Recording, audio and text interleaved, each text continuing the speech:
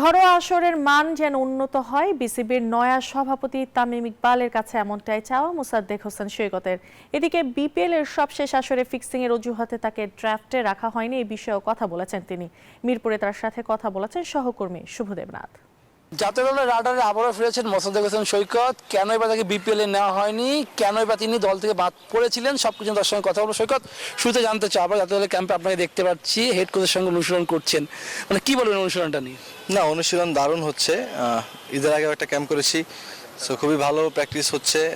সৈকত, BPL এর team থেকে কেন আপনাকে ওই প্লেয়ার ড্রাফটের বাইরে রাখা হয়েছিল, কারণটা পেয়েছিলেন? আমি চেষ্টা করেছি সবসময় এগুলো থেকে দূরে থাকার, এবং আমি এখন পর্যন্ত সেই চেষ্টাই করতেছি। সবসময় পজিটিভ ফ্রেম অফ মাইন্ডে প্র্যাকটিস করার চেষ্টা করেছি, খেলার চেষ্টা করেছি। বিপিএল আপনার সামনে হচ্ছে, আপনাকে অনেক মানে অভিযোগ দেওয়া হচ্ছে, সেই অভিযোগের পরে আপনি বিসিবিতে প্র্যাকটিস করছেন, তখন তার কোনো ব্যাখ্যা দিয়েছিল কি কারণে আপনাকে বাদ দিয়েছিল এবং কি কারণে আপনাকে ওই সময় বিপিএল খেলতে দেওয়া হয়নি? না, আসলে এরকম কোনো কথা হয় নাই কারোর সাথেই। তো আসলে এখন প্র্যাকটিস করতে পারতেছি, খেলতে পারতেছি, এটাই অনেক কিছু। লাস্ট বিসিএলটা শেষ করেছি খুব ভালোভাবে, এরপরে এখন ন্যাশনাল টিমে ক্যাম্প করতেছি। BCB board president Tamim Iqbal ভাই, তাকে কি বলবেন? তার কাছে আপনাদের বাংলাদেশ টিমে দীর্ঘদিন ধরে খেলছেন, অনেক অর্জন আপনার হাত ধরে এসেছে, তার কাছে কি চাওয়া থাকবে? না, অবশ্যই অভিনন্দন।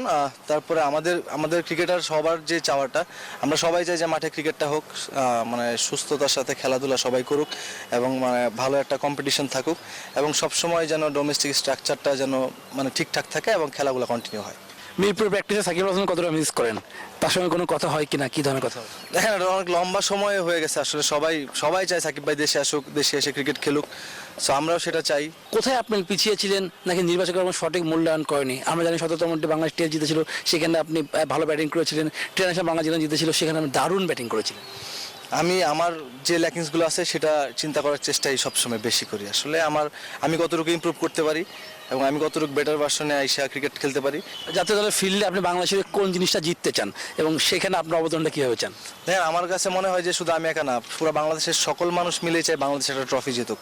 সো মানে সবাই মিলে চাচ্ছি, মানে মন থেকেই, যেন এরকম একটা আইসিসি কোনো একটা ইভেন্ট আমরা জিততে পারি। দর্শক, আমাদের সঙ্গে ছিলেন মোসাদ্দেক হোসেন সৈকত। তার না বলে অনেক কথা জানার চেষ্টা করলাম, তিনি বিভিন্ন বিষয়ে কথা বললেন। Subhadeb Nath, news 24, Mirpur Sherebangla stadium, Dhaka.